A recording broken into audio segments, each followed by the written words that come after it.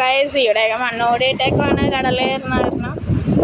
അത് കണ്ടോ, തിരയൊക്കെയാണ് ഇവിടുത്തെ പ്രശ്നം.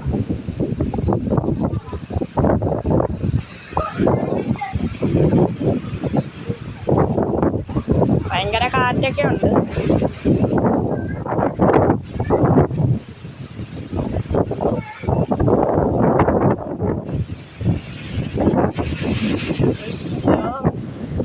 അവിടെ ഉപ്പ് പറ്റിക്കടിക്കുകയായിരുന്നു ഗൈസ്. അവിടെയൊക്കെ കുറേ കടലൊക്കെ വരുന്നുണ്ട്. കണ്ടോ, വരുന്ന വരവൊക്കെ കണ്ടോ.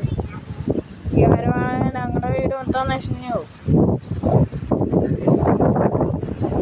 ഞങ്ങളുടെ വീടിലാണ്, ഞങ്ങളുടെ വീട് ഇരുട്ടാണിപ്പോൾ.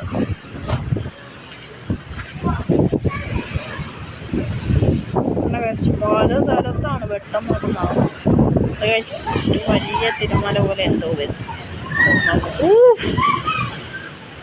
ഭയങ്കര വലുതായിരുന്നു ഗൈസ്. ഇതെന്താ പ്ലിങ്ക.